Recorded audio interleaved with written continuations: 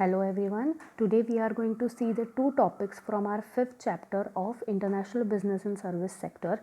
The first topic is problems in international trade and service, and the second topic is launching of services in international market. Okay, let's start. So the problems in international trade in services. Now the advanced economies are primarily the service economies in the sense that the services sector generates the major share of employment as well as income in these economies. In the industrial market economies, service produce overall on an average over 60% of GDP and provide about 60% of total employment to the world economy. Now, industrialization and international trade is suddenly becoming a barrier to the trade industry across the world. The global crisis has greatly affected the market in the economy, became at a loss affecting the whole world. The global market has made it easy to buy and sell goods and services on international level. While this has benefits, it also prevents or presents a problem in trading. Now, what are the disadvantages or problems of international trade? The first one is social disadvantage. So, there are social disadvantages of international trade. Although exposure to other cultures can be a benefit, it can also be harmful. The types of goods and services that flow from developed nations to emerging nations can have rapid and significant negative effects on their cultures. For example, certain music or movies from a nation such as United States cannot be sold in their original form and sometimes not at all in some other nations like India, where culture or religion are prioritized because of the changes in mentality and behavior that they may incite. The next disadvantage is welfare of the people. Another disadvantage of international trade that welfare of the people in the nations that produce goods and services is sometimes ignored for the sake of profits. Those profits generally benefit from a minority, and that the minority may not be even citizens of the nation that they are exploiting. Next disadvantages job losses due to cheap production. Even if there is not an issue with adverse treatment, it is still common to find that goods and services can be produced more cheaply in emerging countries. So this is a biggest disadvantage of international trade. Next is destruction and exhaustion of natural resources. International trade can also result in destruction and exhaustion of natural resources. Some countries are so desperate for revenues or so profit driven that they will not allow their natural resources to be overexploited, which can create some serious problems for them in future.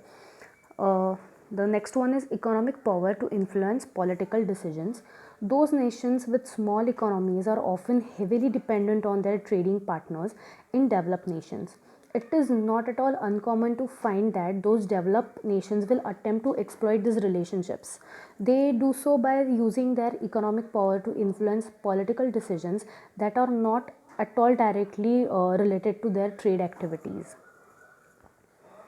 Okay, so the next topic is launching of services in the international market.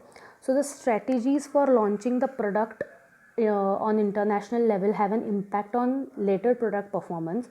Product launch using a successful strategy have a higher rate of success and score higher ratings on profitability, technical success and positive impact on the company.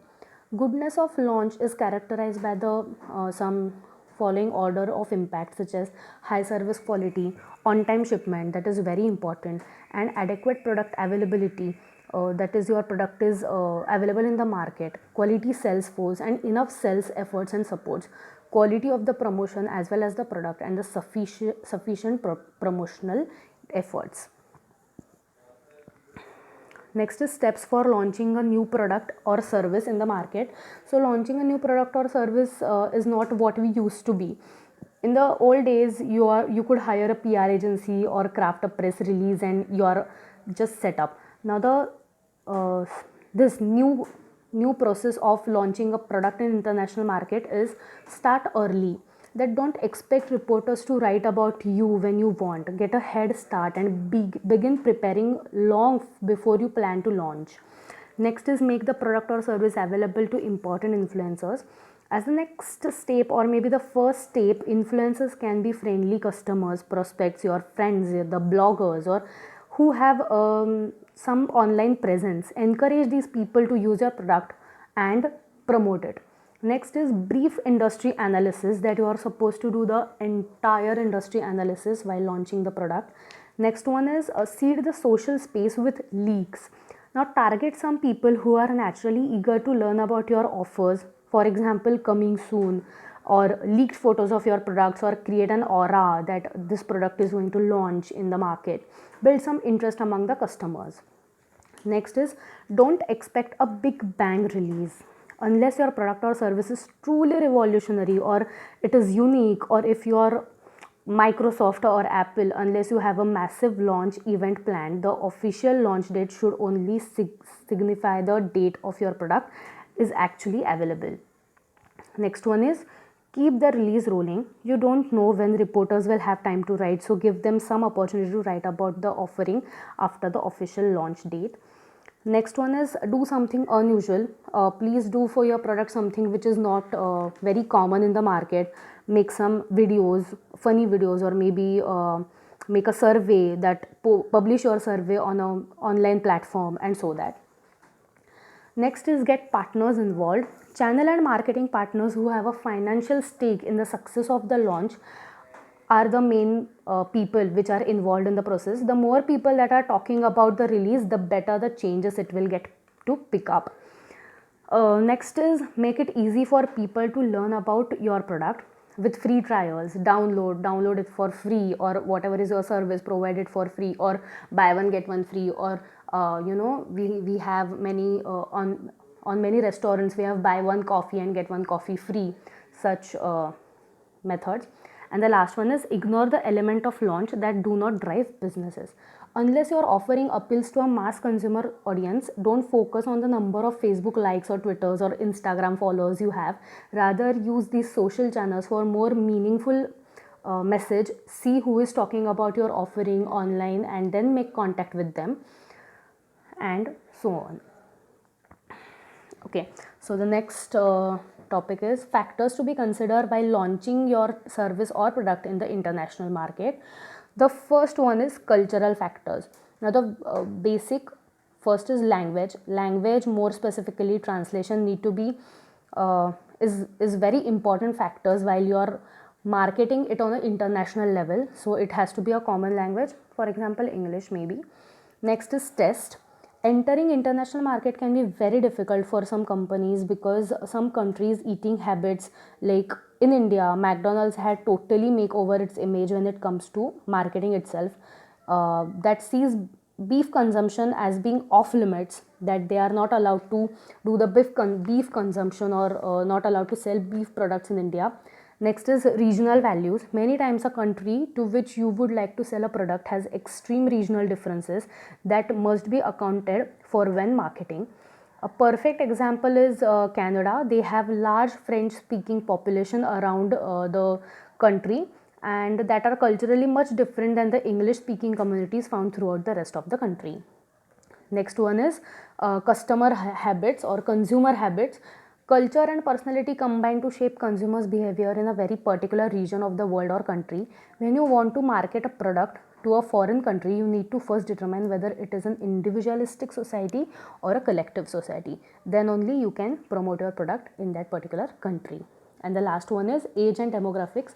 Age and demographics is something which is very important while you are marketing your product on the international level, that what age group your product is for or your service is for. You have to analyze it properly. The second factor is economic factors. First one is relevant class structure. First is relevant class structure. When you are marketing your product or service internationally, you must also take into consideration class structure because it varies widely from country to country. Next one is supply and demand. Of course, supply and demand will play a major role in trying to market your products in anywhere in the world. Next one is financial transactions and banking. Considering how you will get paid for the products and services you market and sell internationally is important. In more countries or more rich countries, it is taken for granted that you can buy goods internationally and pay them with such things as credit cards, debit cards, online payment, and so on. The next one is per capita income. Of course, a country's wealth is a huge factor when determining potential target market countries and how to market your product to those countries. So, per capita income of countries worldwide is to be considered. Next one is political and legal factors which you have to take into consideration while launching your product. First one is laws. The laws are different in every country, so you have to consider or study the laws of each and every country where you are going to launch your product. Next is licensing and permits. That licensing, or to get a license to buy or sell your or maybe the sell your product or services in that country, is very important. Next is taxes. Taxes are another way that the governments can get cash on the foreign businesses. So check the taxes. Next is fees, tariffs, and fees and tariffs, which is very important factor to be taken into consideration while you are launching any of your product or service in the different countries. The next one is currency risks. There are always risks when doing business in the currency of foreign country that you are marketing your product or service to. If you have your money tied up in a foreign currency and economic events fall just right, your company could stand to lose millions. Next one is quotas. So the quotas work a lot like tariffs when it comes to restrict foreign business profits in another country. Quotas are also designed to encourage domestic businesses within a country or a state. Next one is wars. Wars can have a very large impact on businesses of international level. There were many businesses and customers base that become almost extinct overnight when war broke out in the world. Next one is political unrest. Political instability in a foreign country can affect your ability to market a product or service to a foreign country. If you were to invest in marketing products or services in a country such as Egypt, now you would run the risk of losing your customer base if a war breaks out because of the current political instability in the country. Okay, so the last factor in the while launching a product to be taken into consideration is intangibles. The first one is environment. Environmental factors will play a very important role, that they have both a positive as well as a negative impact on your international marketing strategy. Next one is regional partnerships. Sometimes companies know that it will be difficult to break into a foreign market without the help of other companies that know the nuisance of marketing a product to the people there as well. So it is very important to have some regional partnerships. The last one is product adaptation. While one size fits all marketing strategy may work fairly homogeneous countries like US, this same type of strategy would most likely to be huge failures in the countries like those in the Middle East that are separated by cultures, historical backgrounds, and religious factors, and so on. So that's it for this session. Thank you.